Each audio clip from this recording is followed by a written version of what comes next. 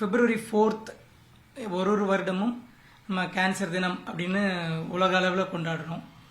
இது மெயினாக எதுக்குன்னா இப்போ வந்து கேன்சர் இன்சிடென்ட்ஸ்னு பார்த்தீங்கன்னா ரொம்ப ஜாஸ்தி ஆகிட்டே இருக்குது. அது எல்லாருக்குமே தெரிஞ்சிருக்கும் நேரம். இதை வந்து உலக அளவில் எல்லாருக்கும் தெரிய வைக்கணும், ஒரு அவேர்னஸ் கிரியேட் பண்ணணும். இதில் என்னென்ன லேட்டஸ்ட் டெவலப்மெண்ட் வந்திருக்கு, எப்படி ட்ரீட் பண்ணால் பேஷண்ட்ஸ் நல்லா இருப்பாங்க, இதெல்லாம் இந்த அவேர்னஸ் கிரியேட் பண்ணுறதுக்காகவே இந்த நாளை வந்து நம்ம வந்து பெருசாக உலகம் முழுவதும் ஒரே மாதிரி February 4th அனுசரிக்கிறோம். இதில் என்ன நம்ம இந்தியாவை பொறுத்த வரைக்கும் என்னென்னா கேன்சர் இன்சிடென்ஸ் வந்து ரொம்ப ஜாஸ்தி ஆகிட்டு இருக்கு. இப்போது வருடத்துக்கு 14 லட்சம் புதிய புற்றுநோயாளிகள் கண்டுபிடிக்கிறோம். இது ஏன் இவ்வளோ ஜாஸ்தி ஆகுதுன்னு இப்போ எல்லாருமே கேட்க ஆரம்பிச்சிருக்கோம். இதில் வந்து காமனாக வந்து இப்போ ஏஜிங் பாப்புலேஷன் ஜாஸ்தி ஆகிட்டு இருக்காங்க, நிறைய பேர் உயிரோடு இருக்காங்க, தப்பு கிடையாது, பட் செக் பண்ணிக்கணும். அதனால இப்போ இன்சிடென்ஸ் ஜாஸ்தியாக இருக்க மாதிரி இருக்குது. ரெண்டாவது அவேர்னஸ் ஜாஸ்தியாக நம்ம கண்டுபிடிக்கிறதும் ஜாஸ்தியாக கண்டுபிடிக்கிறோம். முன்னாடிலாம் கண்டுபிடிக்கப்படாமல் வயது கம்மியாக இருக்கும்போது இறந்து போயிடுவாங்க. இப்போ வந்து கண்டுபிடிக்கிறதும் ஜாஸ்தியாக இருக்குது, அவேர்னஸும் ஜாஸ்தியாக இருக்குது, ஏஜிங் பாப்புலேஷன் ஜாஸ்தியாக இருக்குது.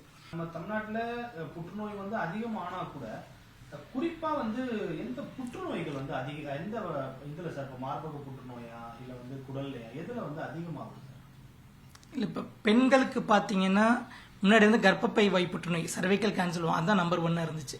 இப்போ வந்து மார்பக புற்றுநோய், கர்ப்பப்பை வாய் புற்றுநோய் வந்து அந்த கிளீனினஸ், ஹைஜீன் அதெல்லாம் இம்ப்ரூவ் பண்ணனால ரொம்ப குறைஞ்சிக்கிட்டே வந்துட்டு இருக்கு. ஆனால் மார்பக புற்றுநோய் வந்து ரொம்ப இன்க்ரீஸ் ஆகிடுச்சு. எதனால மார்பக புற்றுநோய் இன்க்ரீஸ் ஆகிருக்கு? அதே மாதிரி மார்பக புற்றுநோயோட சேர்த்து எண்டோமெட்ரியல் கேன்சர்னு சொல்லுவோம், கர்ப்பப்பை புற்றுநோய், அதே மாதிரி ஒவேரியன் கேன்சர், கோலோரெக்டல் கேன்சர், குடல் சம்மந்தப்பட்ட புற்றுநோய், இதெல்லாம் ஜாஸ்தியாக இருக்குது. இதுக்கெல்லாம் காரணங்கள்னு பார்த்தீங்கன்னா மெயினாக வந்து ஒபிசிட்டி, அதாவது high fat intake, junk food நிறைய சாப்பிட்றது, நிறைய ஹார்மோன் மேனிப்புலேஷன்ஸ் பண்ணுறது, இதெல்லாம் வந்து lifestyle changes, sedentary lifestyle, exercise பண்ணாமல் இருக்கிறது, இதெல்லாம் வந்து ஒரு காரணமாக இருக்குது. இது இல்லாமல் வந்து ஜெனட்டிக்காகவும் இப்போ கொஞ்சம் ஜாஸ்தியாக இருக்குது. BRCA1 BRCA2 gene mutation analysis, அதனால் யங் பேஷண்ட்ஸ்க்கு 40 வயதில் இருக்கவங்களுக்கு நிறைய மார்பக புற்றுநோய் வருது. இது வந்து நம்ம ஜெனட்டிக்காக முன்னாடி கண்டுபிடிக்காமல் இருந்திருக்கலாம், இப்போ நிறைய கண்டுபிடிக்கிறதாகவும் இருக்கலாம்.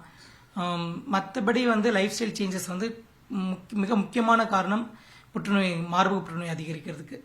ஆண்களுக்குன்னு பார்த்தீங்கன்னா ரொம்ப காமனாக இருக்கிறது வந்து லங் கேன்சர், அது நுரையீரல் புற்றுநோய், அப்புறம் வாய் புற்றுநோய், ஓரல் கேன்சர்னு சொல்லுவோம். இது இல்லாமல் குடல் சம்மந்தப்பட்ட கேன்சர், இரைப்பை சம்மந்தப்பட்ட ஸ்டமக் கேன்சர், இரைப்பை சம்மந்த கேன்சர், உணவு குழாய் கேன்சர், இதெல்லாமே ஜாஸ்தி ஆகிட்டே இருக்குது. Prostate cancer is number 1 cancer. 60 வயதுக்கு மேலே ப்ராஸ்டேட் கேன்சர் ரொம்ப காமனாக இருக்குது.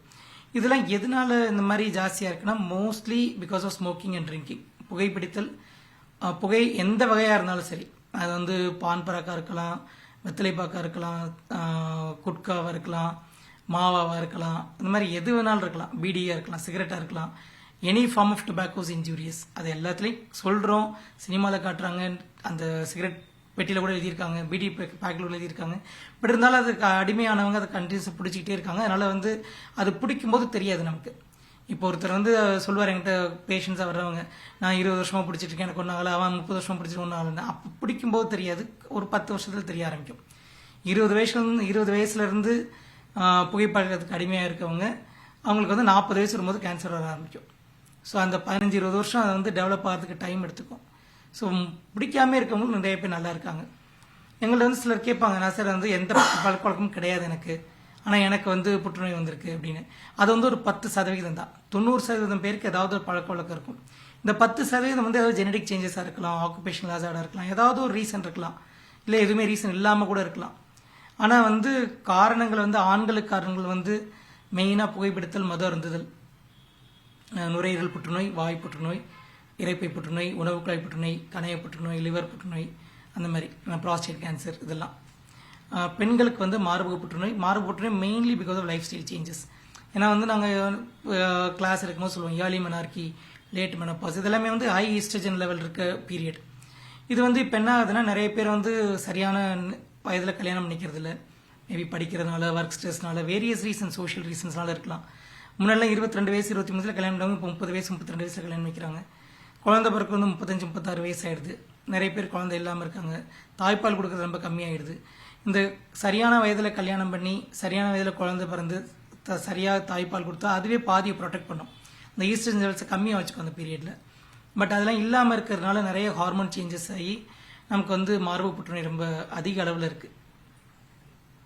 சார் இதுக்கு காரணங்கள் வந்து இப்போ ஃபர்ஸ்ட் நீங்க வந்து ஃபுட்லன்னு சொல்றீங்க.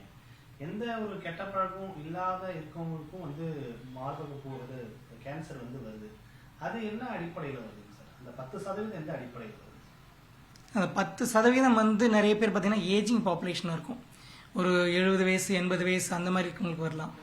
இல்லை அவங்கள அறியாமல் ஒபிசிட்டி ஒரு காரணமாக இருக்கலாம். அதாவது உணவு பழக்கம் இருந்தால் கூட செடன்டரி லைஃப்பில் இருந்திருக்கலாம்.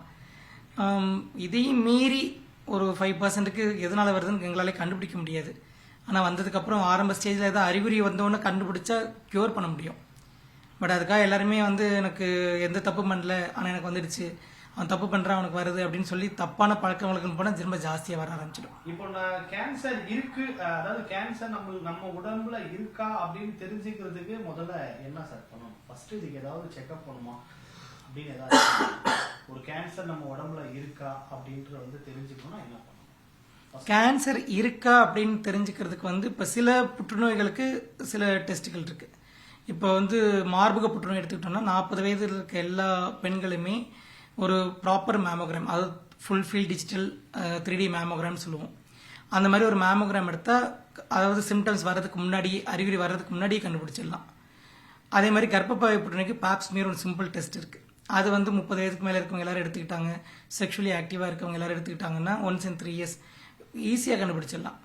அந்த மாதிரி ஆரம்ப ஸ்டேஜில் இருக்குது அப்படின்னு அது கண்டுபிடிச்சி வைத்தியம் பண்ணிடலாம். ப்ராஸ்டேட் கேன்சர் இருக்குது, அதுக்கு வந்து சீரம் பிஎஸ்ன்னு சாதாரண பிளட் டெஸ்ட் இருக்குது. அது வந்து 50 வயதுக்கு மேலே இருக்கவங்க எல்லாரும் ரொட்டீனாக எடுத்துக்கிட்டாங்கன்னா அது வந்து நம்ம ஈஸியாக ஆரம்பத்திலே கண்டுபிடிச்சிடலாம். கண்டுபிடிச்சி கம்ப்ளீட்டாக க்யூர் பண்ணிடலாம். ஏன்னா நிறைய வைத்திய முறைகள் இருக்குது. சர்ஜரி இருக்குது, கீமோதெரப்பி இருக்குது, ரேடியோ தெரப்பி இருக்குது, டார்கெட் தெரப்பி இருக்குது, இம்யூனோதெரப்பி இருக்குது, ஹார்மோன் தெரப்பி இருக்குது. வைத்திய முறைகளுக்கு குறையவே இல்லை.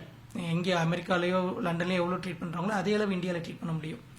ஸோ ஆரம்ப ஸ்டேஜில் கண்டுபிடிக்கிறது தான். ஸோ இந்த மாதிரி ஒரு சில கேன்சர்ஸ்க்கு வந்து நம்ம இந்த மாதிரி டெஸ்ட் பண்ணி கண்டுபிடிக்கலாம் அறிகுறிகள் இல்லாதப்ப.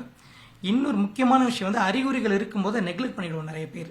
இப்போ சாதாரணமாக நமக்கு ஒரு அஜீரண கோளாறு இருக்குது அப்படின்னா வந்து கேஸ்ட்ரைட்டிஸ் அப்படின்னு சொல்லிட்டு வந்து நம்ம வந்து பேன் 40 போடுறது, ஜெலுசில் குடிக்கிறது, இந்த மாதிரியே ஒரு 6 மாதம் 1 வருஷம் தள்ளி போட்டுருவாங்க. அதுக்கு முன்னாடியே ஒரு 40 மேலே இருந்து அஜீரண கோளாறு இருக்குன்னு ஒரு எண்டோஸ்கோபி பண்ணி பார்த்தோன்னா டக்குன்னு கண்டுபிடிச்சிடலாம். மாதிரி வாயில் ஒரு ஆறாத புண்ணு இருக்குது, ஒரு 2 வாரமாக 3 வாரமாக ஆறாமல் இருக்குது. 3 வாரத்துக்கு மேலே எந்த புண்ணும் ஆறாமல் இருந்தாலும் உடனே ஒரு டாக்டர், நல்ல டாக்டரை பார்த்து ஒரு சின்ன சதப்பரிச்சை பண்ணி கண்டுபிடிச்சா ஈஸியாக கண்டுபிடிச்சிடலாம். அதே மாதிரி நம்ம வந்து எந்த துவாரத்துலேருந்து பிளட்டு போனாலுமே அது வந்து இருமும் போதாக இருக்கலாம், இல்லை வாந்தி எடுக்கும்போது ரத்தம் வந்துடுறதா இருக்கலாம், இல்லை மலக்குடல் வழியாக ஆசனவாய் வழியாக ரத்தம் போகிறதா இருக்கலாம், இல்லை யூரினில் ரத்தம் போகிறதா இருக்கலாம். இது மாதிரி எந்த துவாரம் வழியாக ரத்தம் வந்தாலுமே அது வந்து கேன்சருக்கான ஆரம்ப அறிகுறியாக இருக்கலாம். அதை வந்து உடனே நெக்லெக்ட் பண்ணாமல் அதுக்குரிய ப்ராப்பர் டெஸ்ட் பண்ணி, சப்போஸ் மலக்குடல் வழியாக ரத்தம் போகுது, மோஷன் போகும்போது பிளட் போகுது அப்படின்னா அதுக்கு ஒரு சிக்மாடோஸ்கோப்பின்னு ஒரு டெஸ்ட் இருக்குது, ஃபீக்கல் அக்கல் பிளட் டெஸ்ட்னு ஒன்று இருக்குது. இந்த மாதிரி டெஸ்ட் பண்ணி கண்டுபிடிச்சி பிளட் வருது, எதனால வருது, அப்படி ஒரு ஸ்கோப்பி கொலனோஸ்கோப்பி இருக்குது, அதெல்லாம் கண்டுபிடிச்சி ஈஸியாக ஆரம்பத்தில் கண்டுபிடிச்சிடலாம். அதுக்கப்புறம் staging, CT scan, bed scan, அந்த மாதிரி வைத்திய முறைகள் குறையே இல்லை. நிறைய பேர் வந்து நம்ம அறிகுறிகளை வந்து நம்ம நெக்லெக்ட் பண்ணுறோம். அதுதான் மேஜர் ப்ராப்ளம். இப்போ வந்து லங் கேன்சர் இருக்குது அப்படின்னா ஒருத்தர் 2-3 வாரமாக இருமிகிட்டே இருப்பார். ஆனால் சளி ஜுரம்னா 2 வாரத்தில் சரியாயிடும். பட் 3 வாரத்துக்கு மேலே இருமிகிட்டே இருக்காரு, அப்படி எஸ்பெஷலி ஒரு ஸ்மோக்கராக இருக்காருன்னா கண்டிப்பாக ஒரு சிடி ஸ்கேன் செஸ்ட் பண்ணி பார்க்கணும். ஒரு சாதாரண எக்ஸ்ரே செஸ்ட்டில் கண்டுபிடிக்க முடியாது ஆரம்பத்தில் இருந்தால். ஸோ சிடி ஸ்கேன் செஸ்ட் பண்ணி பார்த்தா நம்ம வந்து ஆரம்ப ஸ்டேஜில் கேன்சர் தான் கண்டுபிடிச்சிடலாம். இந்த மாதிரி எந்த ஒரு அறிகுறியுமே நெக்லெக்ட் பண்ணாமல் இருக்கிறது தான் முக்கியமான வேண்டுதலாக இருக்குது.